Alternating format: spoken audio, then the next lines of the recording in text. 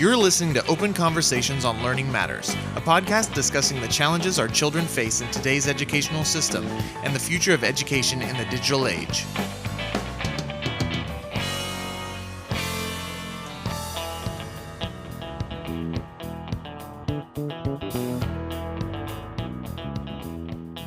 Hello, I'm Alec Ostrom, one of your co-hosts, and we would like to welcome you to our fourth program in this series, which is called Open Conversations About Learning Matters. We try to do one of these about every 2 weeks, and we really want to talk about anything and everything related to our K-12 school systems. And we have written 2 books, which I'm going to hold up in just a minute. And that's really the foundation of this series. And what we tried to do in writing those 2 books was to really talk about an entirely new and unique model of K-12 education. Our first book, which was published last year, right here, am I holding that up right? It's called Listening to Our Students and Transcending K-12 to Save Our Nation. And what this is focused on is really saying, we've got to transcend the present system. The present K-12 system is really broken and obsolete. We've got to do better. We've got to transcend that and do much better. And then this year, we wrote a second book, and it is all about, oops, I guess I got to hold it up the right way. Imagine that. At least you're not holding it up upside down. Yeah, I know. This is our companion guidebook. And so if you in your local community wanted to set up one of our Dell Centers for Lifelong Learning, this is the how-to book. This will tell you how to do it step by step, and it will help you. It will guide you. It has a lot of good information. So those are our 2 books, and they are the basis of the series that we're doing. And they're both books are available at Amazon, Barnes & Noble, and Ex Libris. And I will now turn it over to my partner, Brian Hack. I'm Brian Hack, one of your co-hosts for this 4th program. And today we're going to focus on teaching and learning for our K-12 students who are precious individual human beings. We all know that the K-12 students are individual human beings, but we also need to realize and remember that our present K-12 school systems are essentially organized just like old-time factory assembly lines. And virtually all of our K-12 students are forced to learn in the same way, at the same rate of speed, at the same time, in the same classroom locations, and now at the same time online, using online systems during this pandemic. And as we know, our K-12 students are pushing along the assembly line from grade to grade level, regardless of their individual academic success. Our K-12 schools and our K-12 systems rarely hold a student back, even if that student is failing or near failing. And that is why 19% of our high school graduates are completely illiterate. Let me say that again. You heard that right. 19% of our high school graduates qualify for and receive diplomas of graduation, even when they can't read. So today we're going to focus on teaching and learning for our students as precious individual human beings, and we will begin with this question. How can we transcend the present realities of our factory assembly line K-12 schools? Well, as we mentioned in our first 3 programs, we developed this new model. We call it our Digital Age Learning Systems, or DALS model. And in our new model, one of the fundamental principles is a big shift in how we view our students and how we work with our students. And I really cannot emphasize that enough. That is a critical change in how we have to approach K-12 education. We know that all students are different. They have different interests, different goals. They learn in different ways. And Brian is going to talk about that a little bit more detail. I wanted to kind of relate a story right at this point, reflecting back on my own teaching career. I was involved in a special education IEP meeting. And as the meeting progressed, ironically, the concern was that this particular student in my program was failing all of their other classes. And what was emerging from the conversation was people were kind of asking, well, why is the student getting an A in your class and failing everybody else's? And the only way I knew how to answer that question was to politely ask everybody in the room to get up, walk about 100 yards down the hallway to one of my other classrooms that was basically a guitar lab. And I said, the best way to explain this is to show you this actual student that we're talking about and what they're doing right now. And as we go into this room, there's music being played. This particular student is playing bass guitar. She's surrounded by guys. They're all conversing with each other about chord changes, the arrangement of the song, trying to get the chorus right. They're rehearsing. She's singing the lead vocals. The other guys are doing harmonies. They're all guitar players. There's a drummer. They're using monitors. She's telling one of the guys to make adjustments on the soundboard because she can't hear her left monitor. All of these things are going on, and they're playing a popular song by a band called Green Day.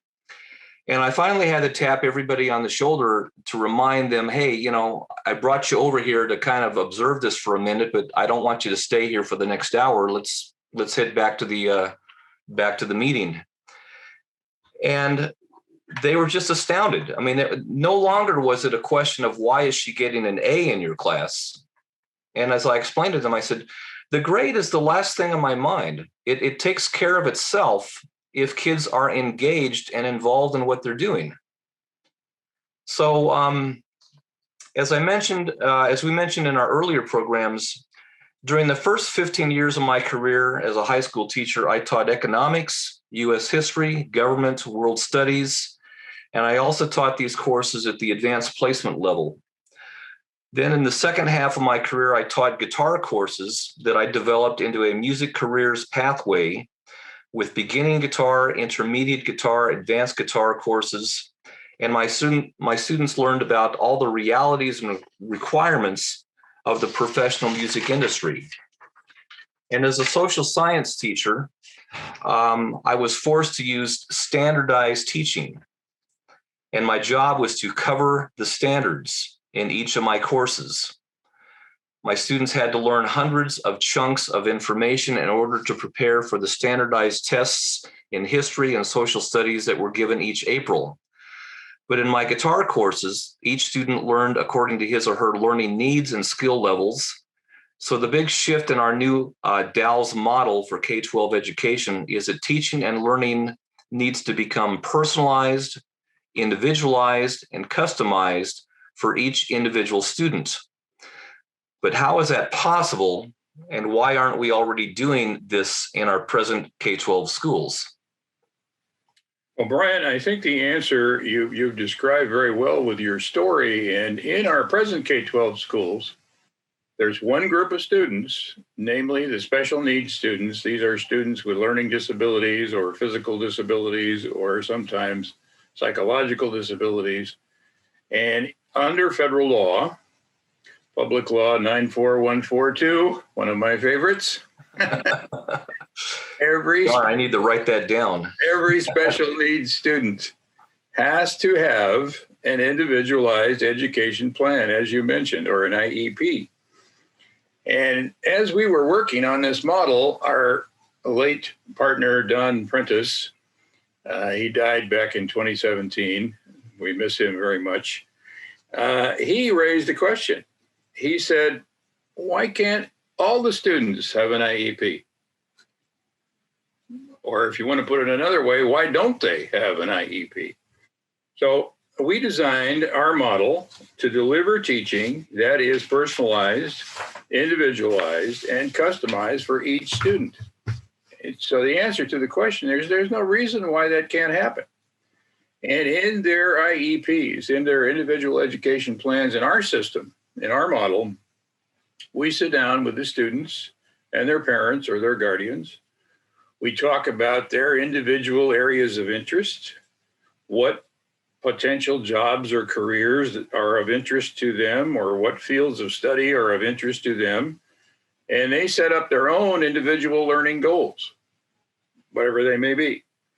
And then as each student learns and progresses, he or she can adjust or change that, because we know kids are going to change their minds. That's just normal. And we try to adjust those about every 3 months. Now, under the present federal law, with special needs students, they have their IEP reviewed just once a year. We think that is too long. You need to adjust it more frequently if you need to adjust it, okay? But this raises the next question. Okay, so we want to do personalized, individualized, and customized teaching and learning, but how does that really work for the teachers and for the students? So that is my question to you, Mr. Hack. Well, let me answer this question in two ways. First, as a teacher, it's wonderful. In our model, the teachers work in teams with 5 DALS educators, and each team of educators works with a maximum of 125 students for a teacher-student ratio of 25-1. Also, our teams of DALS educators and students may stay together for 3 or 4 years. So we have teams for grades pre-K through grade 3, grades 4 through grade 6, grades 7 through 9, and eventually grades 10 through 12. And also we prefer to describe these as student age levels instead of grade levels. Our DALS educators include 3 types of educators: 1/3 from the ranks of current K-12 teachers, 1/3 from a wide range of current jobs and careers, and 1/3 people who have retired from a wide range of jobs and careers. Each of our teams of DALS educators is given regularly scheduled paid time during each day to meet and work together to design, develop, and create learning projects for our K-12 students, and to share ideas and to meet with a wide variety of people from the real adult world of jobs and careers in colleges and universities. These teams of DALS educators emerge in a way that energizes and supports each other, and they are strongly encouraged to be creative and to use their entrepreneurial talents. Did I say that correctly? Yes, you did. Very good. The second answer to your question is that our new model, the students are engaged in working on real, relevant, meaningful, value-added projects, either individually or in small teams of 3, 4, or 5 students. So instead of working on disconnected and fragmented curriculums or courses of study like math, English, language arts, science, history, social studies, our students work on projects. And the next question we always get is, well, what kinds of projects do students work on? And the point I wanted to make with that is that in a standardized classroom of standardized teaching and standardized core curriculum, in talking with some teachers last week, again, some of these folks are dealing with 40 students per class. And it's all individualized. You know, when you got 40 kids in front of you, classrooms, you can't get the desks 6 feet apart, or even if it's 3, you can't fit that many bodies in a classroom during a pandemic. And if they're organized as individuals, it's just really structured in a dysfunctional way. That's the number one thing they're complaining about right now is class size. It's absurd. So when you go to 1 to 25, that really changes things. Yes, and I want to back up just a step, if I may. A couple of things that you said I think are very important. First of all, in our model, the teachers, we call them DALS educators, get paid time to meet, to talk with one another, to design, to plan, to explore new things, and to meet with people outside of the teaching learning process. In other words, they can meet with people in a variety of different jobs and careers. And what teachers now in the present system, they get zero paid time, correct me if I'm wrong, to meet, to think about things, to plan, to work with the kids. And they get zero time to get together with other folks in different careers, different jobs. So the world, as we know, jobs and careers are changing at light speed. Okay, well, how do the teachers know what's going on? Well, in the present system, they don't, unless they just happen individually to know somebody outside of school. But in our model, we think it's very important for the teachers individually and in small teams, our DALS educators, to get together with people from different careers, different jobs, so that they can tie what they're teaching and the projects that they're creating for the kids, they can tie that to real world knowledge, okay? And, the question we always get from most adults is, well, what kind of projects would these students be working on? Okay, but you need to realize that those adult questions come from the existing K-12 context, which is a series of disconnected, fragmented curriculums, okay? Right. And so it's important to understand that the learning and performance requirements for 95% of all jobs and careers in the real world, okay, they don't have anything to do with what's happening in school. So what does Algebra 2, second period Algebra 2, have to do with fifth period U.S. history? Answer, nothing. There is no connection. And more importantly, the students, and I know you were a teacher, I was a teacher, we got this question all the time. Where will I ever use what you're teaching me in my future life? Okay, well, in your guitar courses, they knew the answer. The answer was very obvious, right? If you're going to go into the professional music industry, here are the skill sets you need. Here are the requirements and expectations that you have to meet. Okay, this is serious stuff. Okay, you may think you're going to be a rock star, but it doesn't work that way. There are very serious requirements here. And so when we talk about the Common Core state standards, for example, which is what the teachers are forced to teach now, okay, what connection is there to the real world? Answer, nothing. Nothing. Zero. Okay. Yeah. So right now, what we want to see is, and we talked about this in our third program, kids need to learn by doing real projects. Okay, not just some abstract, disconnected curriculum that somehow the kids are magically supposed to fit all that together. And of course they don't.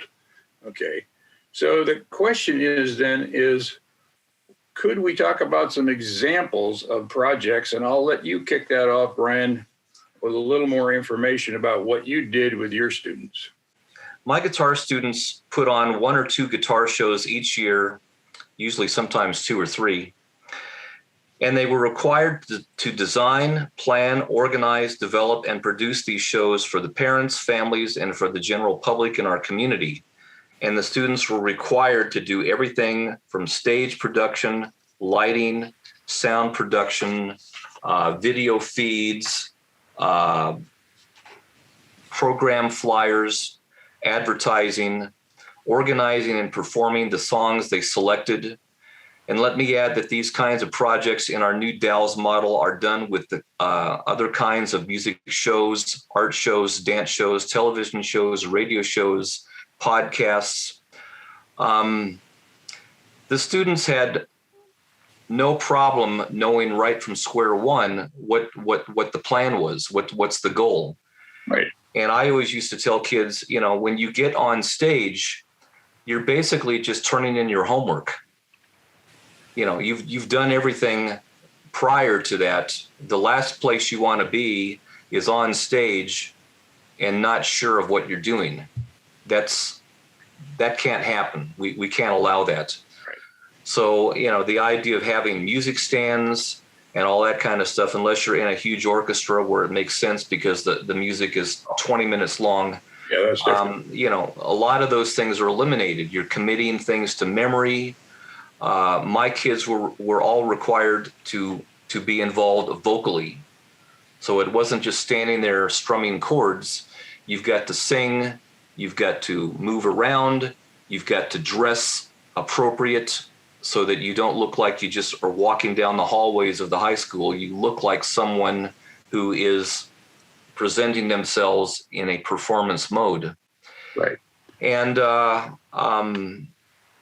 it was the same thing in my for example, when I taught economics, I would tell students, leave the textbook at home. If we need to use it, I'll be the first one to let you know. Well, in the standardized teaching mode that people are in today, oh my gosh, you'd never get away with that. Right. In fact, I remember a teacher being observed by a vice principal who himself had never actually been in a classroom as a teacher. I love it. And the first thing that he's being judged on is whether or not he wrote the standard on the bulletin board or whiteboard in front of his class. Right. That was the big concern for the person walking in. And I shake my head when I hear these stories. Another situation, going in and observing a classroom with another teacher friend of mine. We come out and the teacher says, what do you think? What did you notice that was going on? And I said, well, I can describe it in one word. It was compliance. You got 35 kids quietly sitting there with their heads down, some of them taking notes, some of them falling asleep, and the teacher is in front of the room talking 50 miles an hour, and that's the game that's being played. There's no discussion. There's no lights are out, PowerPoint up on the board. There's nothing else. It's just rote learning. Well, and I think the couple of quick observations, what you just described, and this is mostly what goes on in schools from pre-K up through high school. The learning process is passive. The Yes. kid is sitting there absorbing information from the teacher, and they're not actively engaged, whereas your guitar students are absolutely actively engaged every minute because they have to be. Right. And they see, they perceive, they understand the meaning and the relevance very quickly. They get it. It's like you're not going to walk out on the stage and not be well prepared. You talk about embarrassing yourself. Mm-hmm. You've got to memorize the songs. You got to memorize the harmonies. You got to get things nailed down so that when you perform, it's at a professional level. Yeah, and I would in my class lessons, I would demonstrate a lot of those very issues. I would show videos and say, okay, you're going to watch a performance for about 3 or 4 minutes, and I want you to think about what is not working. What's not working? Yep. Why is this not top quality? Yep. And they learned right off the bat what were things to do and what were things not to do. Yep. You don't stand there and spend half an hour trying to adjust your amplifier. Why did you pick out that song? Maybe you love it, but the show is not about you. Did the song work for the audience? Right. Why or why not? So song selection was very critical because students had to learn all of those things. And there were a lot of mistakes that were made. Of course. And that's okay because that's all part of the learning process. Sure. And they come out of the program with a clear idea. In fact, in most cases, with a lot of my kids, they came out of the program much more selective about what they listened to, why they liked certain older groups, vintage groups. They started to gravitate towards musicians that had long careers and had been around for long periods of time. Right. So that's an example of kids gravitating to a much higher standard than would typically be expected. Right. Well, and again, they're engaged, they're motivated, Right. They understand what's going on, and they understand what the requirements are and what they have to do. So one of the other areas that we talked about, though, was the whole business of many people in America work for small businesses all across the nation in a whole different range of different kinds of businesses. And we use the word business entrepreneurship. Mm-hmm. But where in our K-12 schools do kids learn about that? Answer, nowhere. I know, unless they happen to take, some high schools have a few business courses, et cetera, but it's just sort of courses. They don't really dig into, really designing a small business, planning, organizing, creating a business plan for a small business, and then actually establishing a small business online. And one of the things we've seen in this pandemic, sort of ironically, is a lot of businesses have gone under, in the restaurant area, transportation, hotel, motel, et cetera. Those businesses have really had a hard time for obvious reasons. But at the same time, there have been new businesses born online that people hadn't even thought of before. So when we talk about projects, one of those is in the area of small businesses, and maybe we could talk about a little bit something in the area of services. Okay. So, for example, students could plan, organize, and create businesses to deliver services, let's say to provide technical support to senior citizens. There's an awful lot of folks out there, the pandemic has really created a problem for them. They don't know how to use Zoom. They don't know how to use Skype. They don't even know how to use the internet. They're struggling because they're older. They need help. They need support. Students could easily do that. They could deliver that to senior citizens. On the other end, and your students in your program did this, the students could provide tutoring to younger students. Okay, and we've got a lot of students in the younger grades or younger age levels who are really struggling, as we know. Okay, especially with something as fundamental as reading. The older students could provide tutoring services for those kids. And also, we're discovering this now that we're doing all these vaccines. There are hundreds of thousands of senior citizens who are shut-ins. Right. They have no cars. They have nothing. They can't get to a center where they can get their vaccine. So now, the state officials are waking up and saying, hey, we got to take the vaccines to them. Yeah. Okay. Well, the kids could be involved in those kind of projects too, helping senior citizens who are shut-ins, helping them buy groceries or clean their homes or clean their yards or whatever. And, again, it's very real, it's very relevant, and the kids right away see what the requirements are in that kind of situation. And then another one we worked with when we were both back working in education at one of our continuation schools, one of the teachers there set up a plan with local government. And the kids worked on cleaning up the creek bed. They worked on planting trees.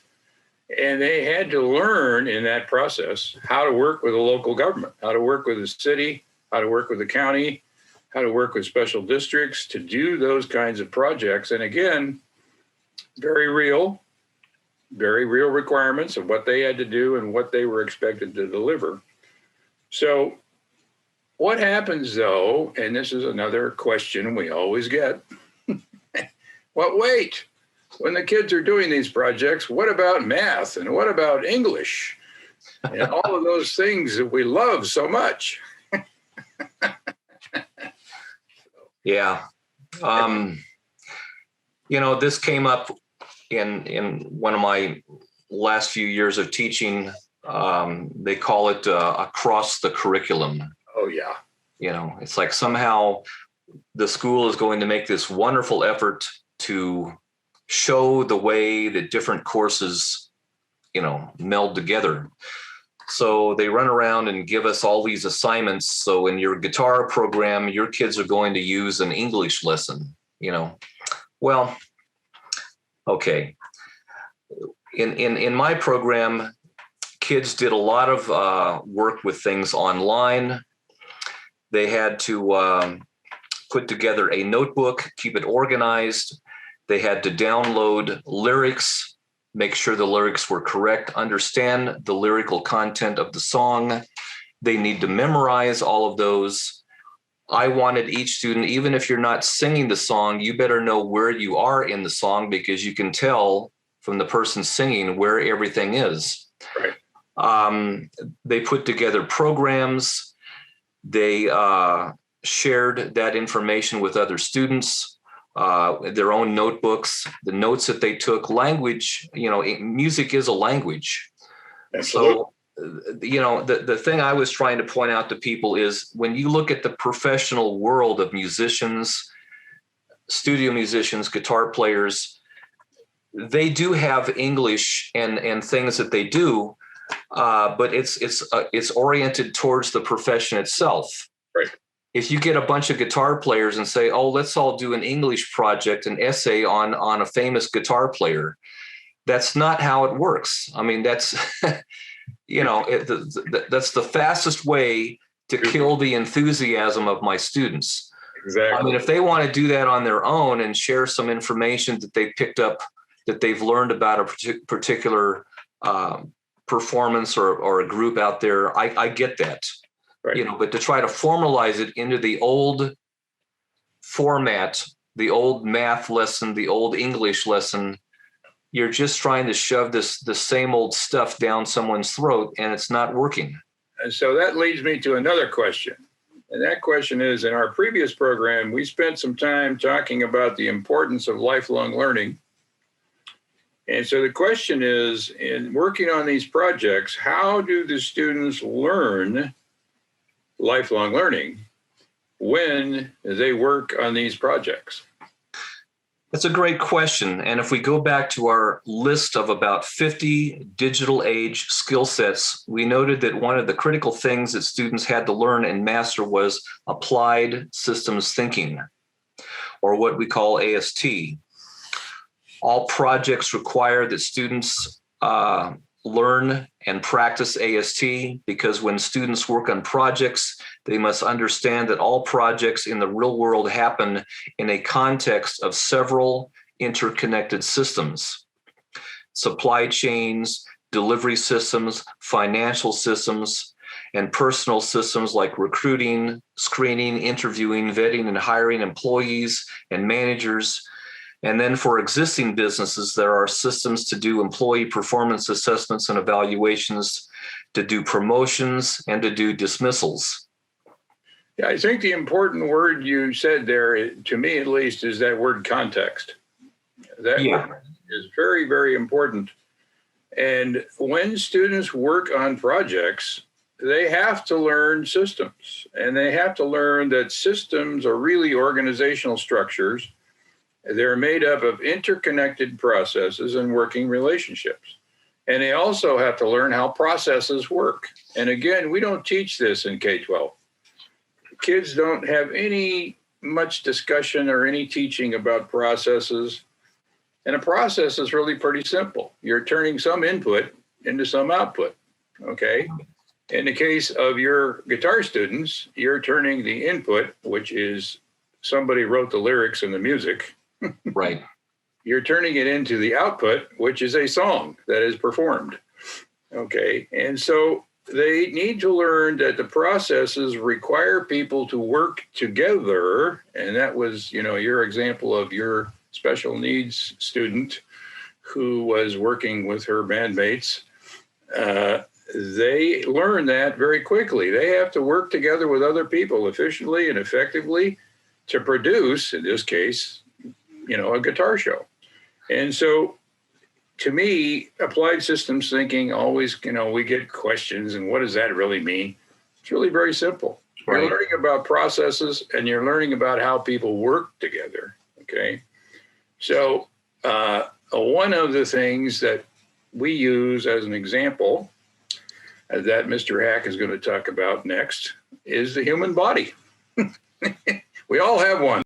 One of the ways our students learn about systems is to consider the use of the human body, as they quickly understand that our human bodies are made up of several interconnected systems: the skeletal system, the circulatory system, the digestive system, the respiratory system, the endocrine lymph system, the muscular system, the auditory system, the nervous system, the urinary system, etc.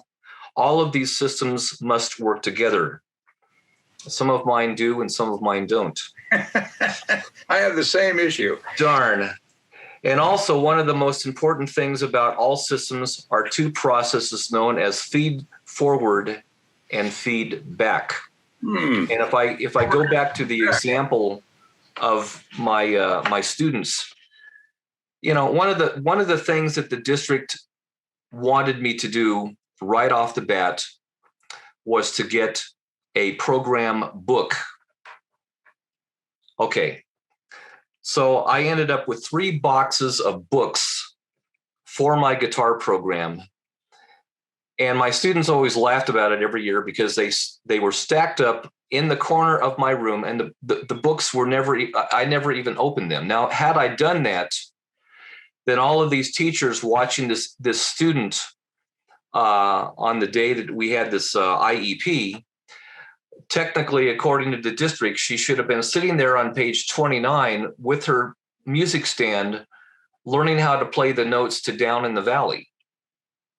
Instead, they walk into a room where there's 5 kids working together. She's in the middle of them. They've got sound equipment all over the place, microphones, guitar cables, speaker cables going every which way. They're constantly interacting, talking with each other, correcting each other, reviewing, getting each other on the same page. Drummer stands up and says, "Hey, hang on a second. I got to move this cymbal a little bit closer. Okay, I'm good to go." They're constantly giving each other cues. And the level of learning was that's why I had teachers come over and observe this, is that, look, these kids are running their own show. I've set this all up, but they're all self-motivated. They're all working together collectively to try to get something together that they plan on sharing with the community. How does it get it's a system at work. It's a huge system. It's not just one little, piecemeal thing, isolated from everything else. Yeah, and I think what you just described very well, I might add, is they were all giving each other feedback. They nonstop. Yeah. Saying, "Okay, wait, hold it just a second. I got to adjust this amp just a little bit. Wait just a second. I've got to move this cymbal," whatever it is. Those are great examples of feedback. And so, we were talking about the human body, and our human body gives us feedback all the time if it's too cold or too hot or hungry or whatever. And we sort of regard those things as natural processes and no big deal. But what we find in our schools is that those feed forward and feedback processes are very small, very dysfunctional, or simply non-existent. Okay. So let's take a specific example. Kids graduate from high school. Okay. What do the school districts or the schools do to gather feedback from the graduates? Answer: nothing. Nothing. And the reason for that is that our present K-12 schools are closed systems. They don't want that feedback. Okay. And the reason they don't want it is they wouldn't know what to do with it. They don't have any structures. They don't have any processes.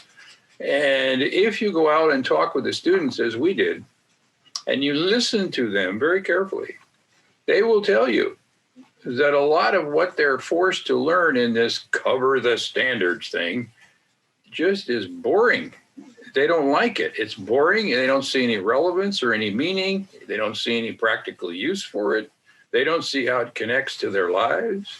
So if you ask them for feedback, they would tell you school sucks. Okay. Well, That's where they are. In my own situation, almost 30 years, I ran the sound system for graduation. And so it was a major event.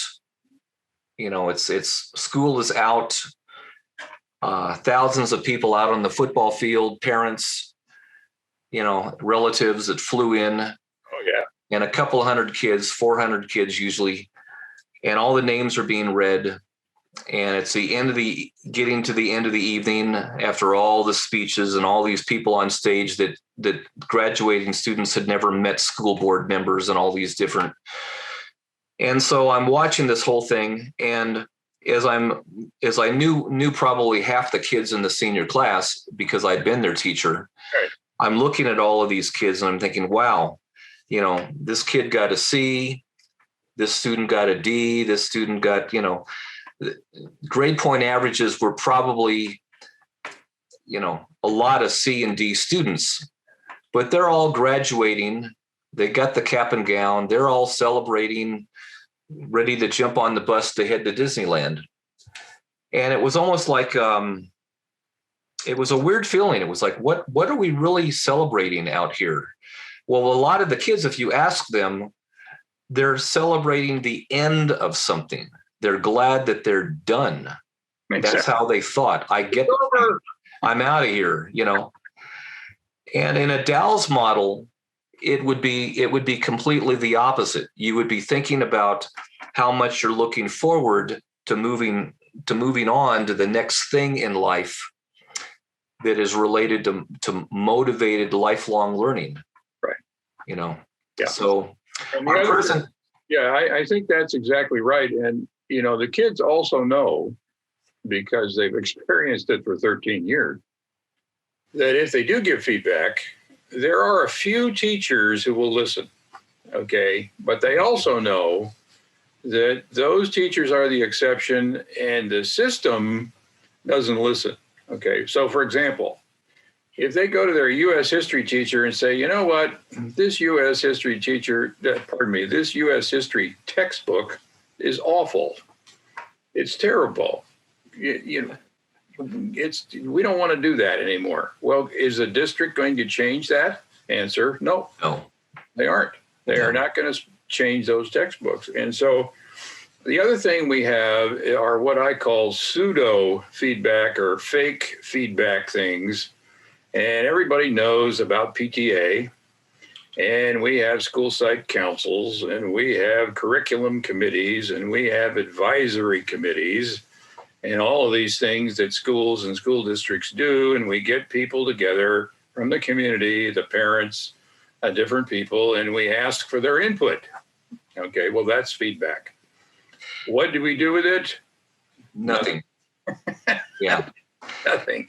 The administrators just go ahead and do what they already planned on doing. Thank you very much for coming to the meeting. We're going to go ahead with what we've already decided, you know. Yeah, we're going to put the faculty meeting at the end of school when you're all dead tired, you're half asleep. Yeah. We're going to give you coffee, maybe a donut, try to wake you up, you know. It's a closed system, and they purposely block and discourage feedback information because they have no organizational structures or processes to do anything with feedback information. Our K-12 school systems were purposely designed to resist change, and they don't want to deal with feedback information because that would mean that changes would have to be made. School boards and district administrators generally resist any significant changes unless those changes, like NCLB or CCSS, are imposed on K-12 school systems by the federal and or state governments, and even then, they still resist change. Back in the day, the federal government passed this law, PL 94142, that required all states to offer education to special needs students. Okay, and a lot of people don't know the history Prior to that, special needs students largely were told to stay home, or if they were in school, they used to put them in a trailer somewhere out in the back of the campus and with a babysitter. They didn't do anything for those kids. So the federal government passed this law, and they said, you must give these special needs students an appropriate education in the least restrictive environment. That's the term. Okay. And there were some states that resisted. LRE. But in the law, it said, if you fail to provide an education for these students, you will lose all of your federal funding. Mm. And the state government still resisted and said, well, blah, blah, education funding's no big deal. And the people in Washington, D.C. said, wait a minute, read carefully. See, technical reading. Yep. You will lose all of your federal funding. You know those military bases in your state? We will close them. Okay? You know those highway funds you get every year? You won't get them. And all of a sudden it was like, oh, you guys are serious about this. Imagine that. Imagine that. And so states began to change. They began to improve. They began to offer special needs students the education that they needed and they deserved. And again, going back to kind of the theme of this fourth program, if we recognize our students as precious individual human beings, and if we value their feedback, and we use that feedback to make continuous improvements, and if we listen, here's another wild idea, we listen to the teachers, heaven forbid, we wouldn't want to do that, and the parents and the grandparents and business employers and community leaders and community members, if we had done that long ago, we would have dumped, as an example, textbooks. If you talk to people about textbooks, you get the same response. I don't care who it is. Talk to your mother, talk to your grandfather, talk to your local business owner. What do you think of textbooks? Yuck. Get rid of them. It'll be landfill in a few years because it'll be outdated. Yeah, and we spend billions of dollars every year across this land on textbooks that are, half of them are out of date when they're published, especially if it's in science. Science textbooks, 2 days after they're published, they're out of date. Yeah. Things are changing so rapidly. So get rid of textbooks, get rid of standardized teaching, get rid of standards, standardized tests, okay? And that in turn leads to, let's come back around here for just a moment. I'd like you to talk just a little bit more at the bottom of page 11 about applied systems thinking. And it's critical for our students to learn to apply and to practice and master applied systems thinking, or AST, because they must understand how systems and processes and human working relationships are all interconnected and all must work together on sustained, continuous organizational improvements across a wide range of jobs and careers. And AST also provides a critical set of methods and tools for students to be able to properly process, assess, analyze, and evaluate the huge flows of information that come at them every day from social media, from cable TV, from websites, and from other sources of information. And one of the things that I constantly get into with former students, especially with regards to social media, the conclusion is that a lot of this stuff is served to basically divide people. Exactly. And a lot of these kids are realizing, wow, there's got to be more to life than getting all hung up on all of this stuff. Right. And they're starting to shut that down in a lot of ways. Right. Yeah, and I think that, we'll come back in future programs and talk about, you think about today's high school graduates. They have a very hard challenge, and we all do, for that matter. Right. Because we're looking at different kinds of social media, we're looking at different websites, we're looking at all these TV programs. How do you sort all that out? How do you know what's truthful? How do you know what's accurate? How do you know what's valid? Where do we teach kids how to do that? Answer, we don't.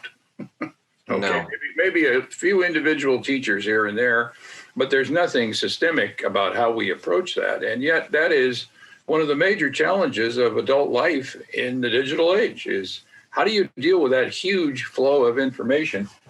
Matter of fact, I just purchased this new book, and I think I sent a copy to you, Mr. Hack. Oh, wow. Okay. Can you imagine this? A Oh, my world gosh. without email. And what the gentleman, Cal Newport, is talking about in this book is, people working today are just buried in thousands of emails. There's this huge flow of emails flying back and forth, and a lot of it doesn't really help anyone to any great extent. So how do you deal with all that? And again, we go back to applied systems thinking. And in our next program, I think we'll explore that a little deeper. How do kids learn how to deal with all of that information flow that's so huge? And also, how do they deal with change?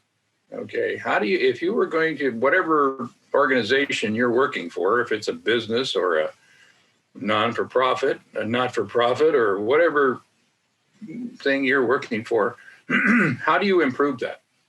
And AST provides those tools, and one of them is called the conditions for change. So we're going to address this critical question in our next program, but it has to do with another process and a set of tools from applied systems thinking. And specifically, we will deal with what are called the conditions for change. So until next time, we would ask our audience members to think systems, think processes, think human working relationships, and what must be done to continuously improve our K-12 education systems. Yes, and I would conclude by saying, please think about our individual students as precious human beings. Yeah. Thank you. Thank you. See you next time.